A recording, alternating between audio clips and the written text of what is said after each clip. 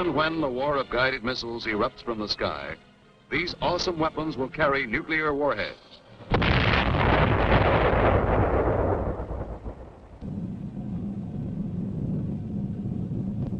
This is one of a series of films demonstrating the current doctrine and operational principles for the medical management of mass casualties incurred in a nuclear weapon attack.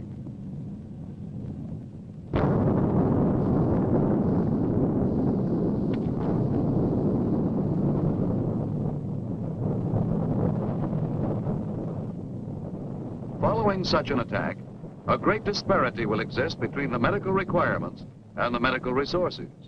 The purpose of this film is to demonstrate the accepted principles in the management of psychological casualties. Within the area of the actual blast, there will be great destruction, death, and injuries in large numbers. However, even beyond the periphery of such a blast area, many injuries will result from flying debris and secondary fires. In addition, although they may escape injury, many will show varying degrees of non-effectiveness. This will be due to the emotional impact of being exposed to massive physical destruction and great personal danger.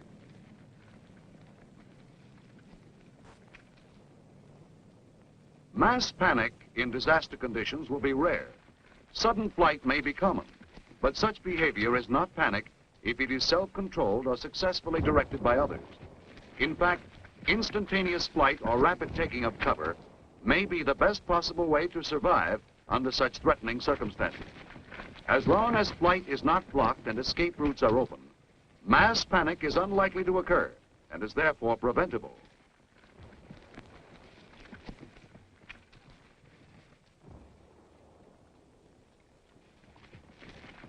In from 15 to 20% of the survivors, actual danger will produce alertness and increased efficiency. Prior training or experience will increase the likelihood of this favorable reaction.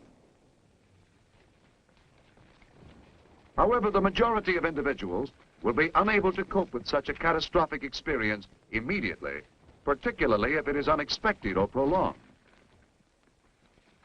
The sudden obliteration of their surroundings, the sound and fury of the blast, will make it difficult to respond or react promptly and effectively. Great fear will interfere with the ability of many to understand what has happened or to decide what they must do.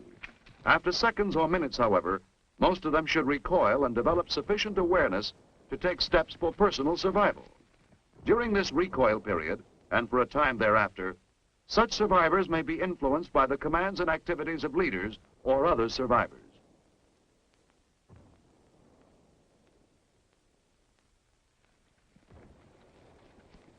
Perhaps 5 to 20% will not rebound immediately. They will continue to be non-effective for hours, but rarely for days. Some may continue to be stunned or dazed.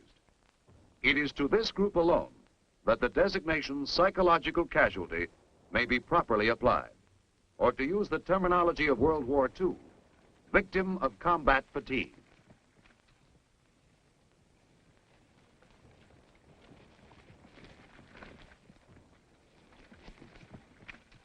Most of the survivors of a nuclear attack will react in ways which must be regarded as normal responses to stress of such severity. These reactions are not necessarily disabling and may render individuals only temporarily non-effective. These people will experience sensations and will behave in ways commonly encountered among disaster victims. Some may have tension headaches, a momentary freezing of muscular activity, temporary difficulty with speech, trembling, or occasional gross shaking. Others may suffer from nausea and vomiting. Overactivity of the sympathetic nervous system, sweating of hands and feet, rapid heartbeat, giddiness, or breathlessness.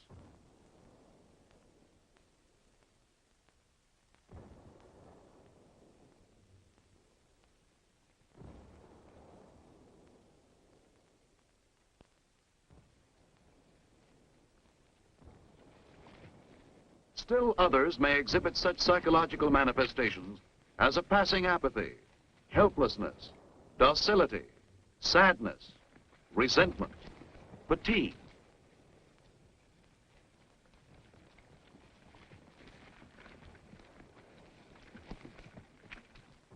Some overexcitability with laughter or tearfulness and restlessness.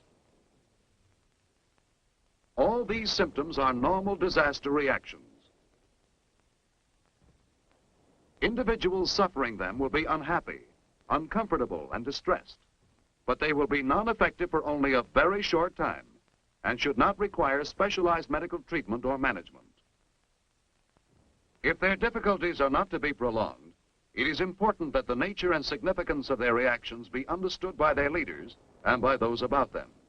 Such persons who are immediately available must provide them with direction, firmly encourage their prompt return to effective function.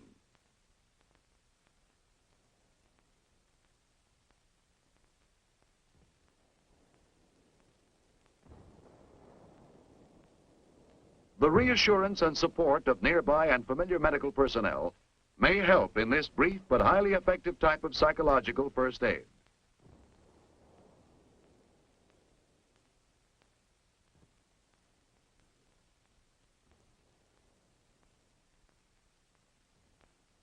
Only when, despite such efforts, the abnormal behavior persists, should psychological casualties be considered psychiatric problems requiring specific medical treatment for their combat fatigue.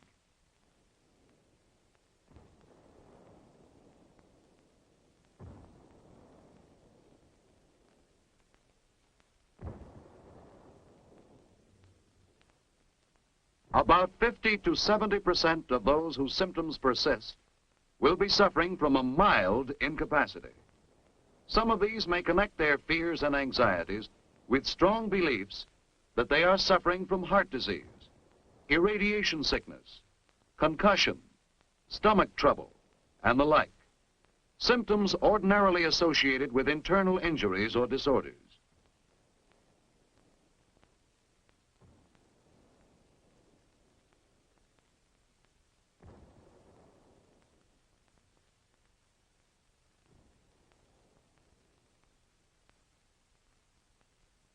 Burns or other minor injuries may serve as a focus for undue bodily concern. Such patients may demand aid with excessive tearfulness or anger.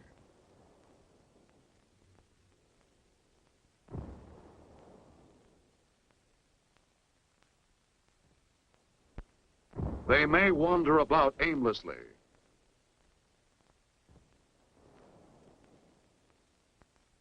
Doing meaningless things.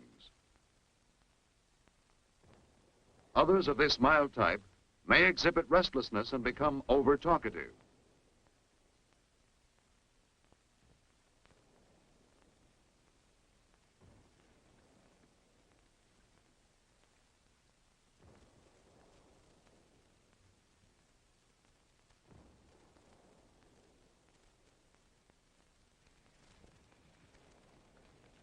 Because they cannot concentrate on or complete a single task, they will be almost unable to function with others. Approximately 30 to 40% of the psychological casualties will be of the moderate type. They will look sick and disabled. They may have difficulty talking. Others may be agitated with marked anxiety and tension. Some in this moderate group may suffer from a reactive depression.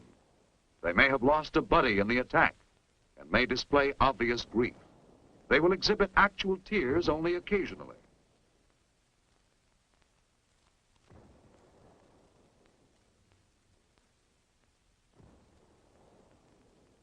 Still others may suffer from hysterical blindness, deafness, loss of memory or voice. Some may have a paralysis of one or more extremities, brought on perhaps by a minor injury or by the blast wave. They will characteristically present a bland indifference until efforts are made to remove the symptom. Then tension mixed with anger may appear.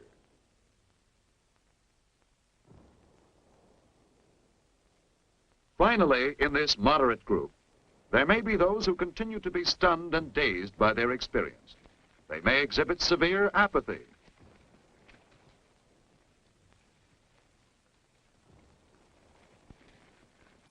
Questions will be answered only in monosyllables. There will be no evidence of tears, depression, or anxiety. Because they seem absorbed in themselves or puzzled by their experiences, they will exert little effort to do or to say anything. They will seem unable to understand what has happened to them.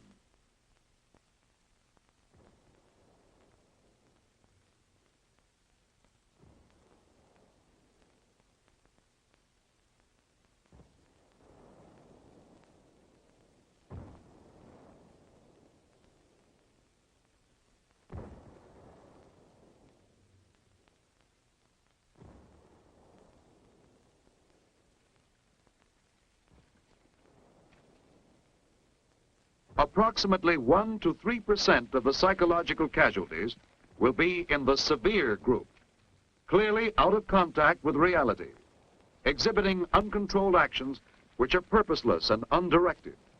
Because they respond without discrimination, self-injury may result. It will be impossible to reason with them, and incoherent shouting will sometimes occur.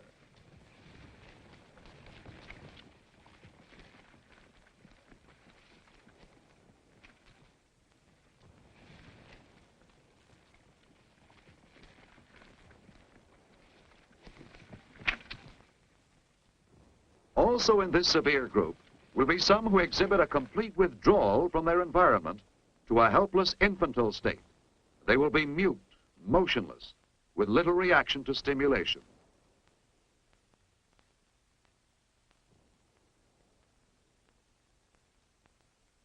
At times they can be led, much like a small child. But such manifestations may change in a matter of minutes rather than hours or days. Usually the change will be in the direction of improvement with increased self-control and more effective behavior. Even the severe psychological casualty can be expected to improve within hours, within days at most, depending upon the kind of treatment he receives.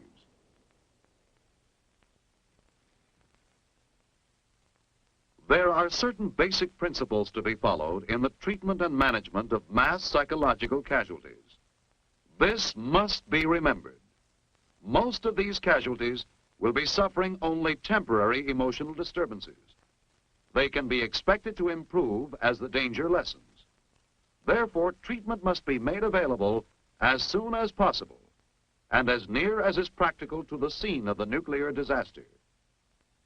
Most of the mild cases of freezing, indecision, and helplessness can be handled best by their buddies,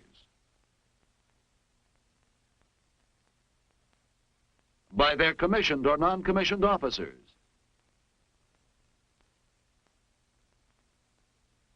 or by medical corps men.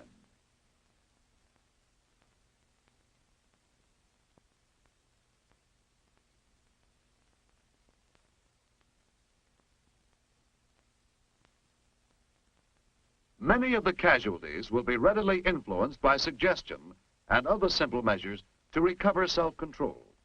For this reason, early treatment can produce an improvement before time and continued helplessness have fixed a temporary condition into a chronic disorder. This will prevent psychological casualties from overloading evacuation channels and medical facilities unnecessarily.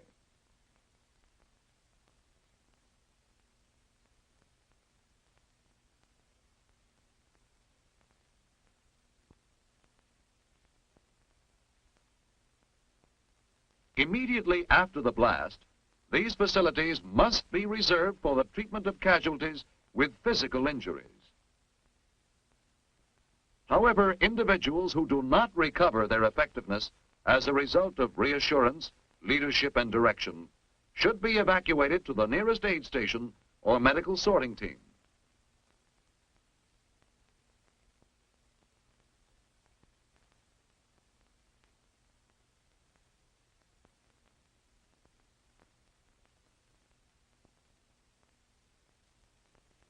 They should be evacuated as walking wounded if possible. By litter only if absolutely necessary.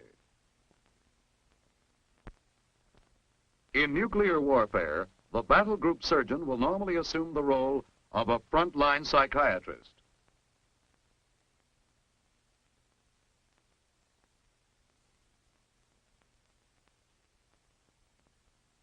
He will thus conserve the fighting strength of his unit at a time when every man will be vitally needed.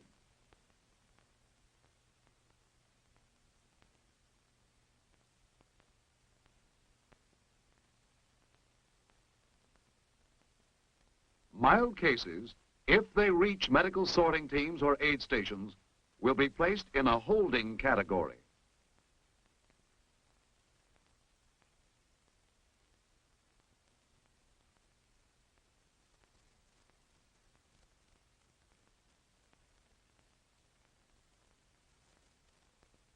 There they will be allowed to rest, talk to others, and regain self-control.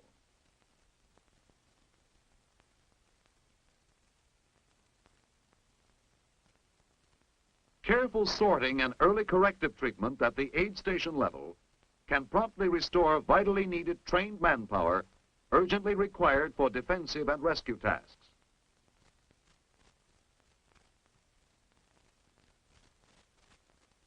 Psychological casualties should be encouraged by reassurance of recovery to aid them in accepting their condition as being only temporary.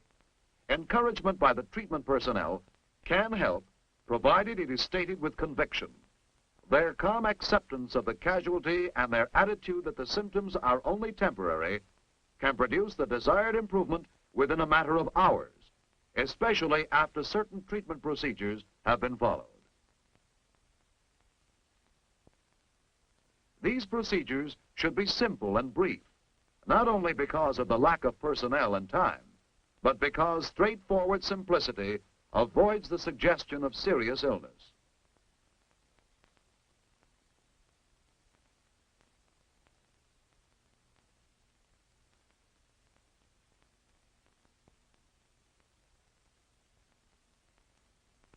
Early measures to relieve thirst, pain, and minor injuries can provide the most favorable conditions for return to duty.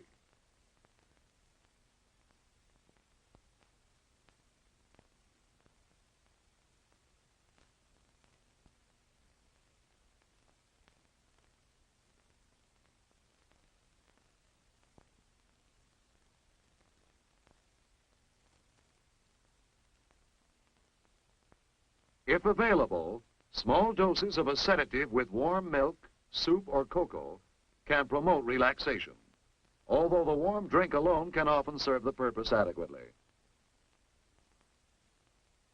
A rest period of several hours is also indicated. Later, if time permits, the psychological casualty should be interviewed briefly and should be encouraged to relate his experiences in the disaster. This will give the casualty an opportunity to talk about himself and express some of the feelings and attitudes that may be responsible for his symptoms. It will also encourage him to respond to others so that he can be motivated to return to duty. The final stage in this brief and simple treatment consists of giving the casualty directed and supervised duty assignments. Preparatory to their return to duty, improved cases can be readily put to work at some part of the salvage, rescue, or medical mission. With this return to activity, their ability to work with others will improve, and they will be led further toward resuming their normal activities.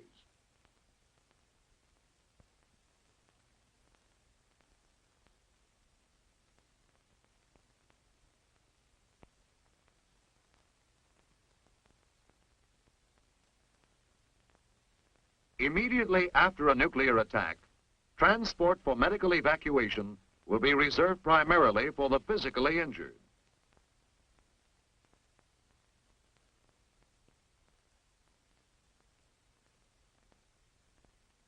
However, when these facilities become available, the severe persistent psychiatric cases should be evacuated. This will normally be to the Division Psychiatric Treatment Center.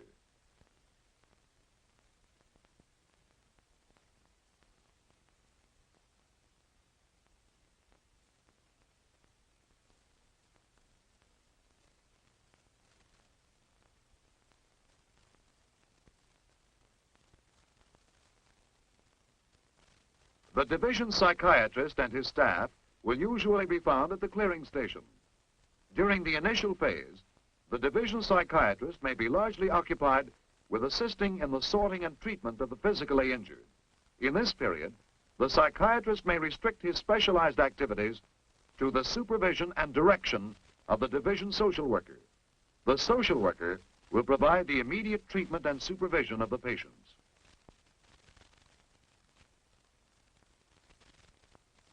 After the emergency has passed and the situation has stabilized, the psychiatrist will resume his active specialized medical function. In summary, all military personnel must be prepared to treat the psychological casualties which can be expected in nuclear warfare. They must realize that the common psychological reactions to be expected after a nuclear attack will be states of temporary disturbance. These can be expected to improve rapidly as the danger lessens and without specific medical treatment. Most of these individuals can be aided by those about them. The treatment of psychological casualties should be based upon principles that include treatment as soon as is practical and as near as possible to the disaster area, assurance of recovery, and brief, simple procedures to include feeding, rest, and interview. Remember, treatment should be started in the field. Sorting and, if at all possible, active treatment should be provided by any medical facility receiving psychological casualties. Proper sorting and management can be highly effective in preserving manpower. Most important, in the early phases of a nuclear attack, directed work and other steps to improve effectiveness will not only shorten the period of abnormal behavior, but will save lives, reduce disability, and in general, lessen the inevitable confusion and chaos resulting from a nuclear attack.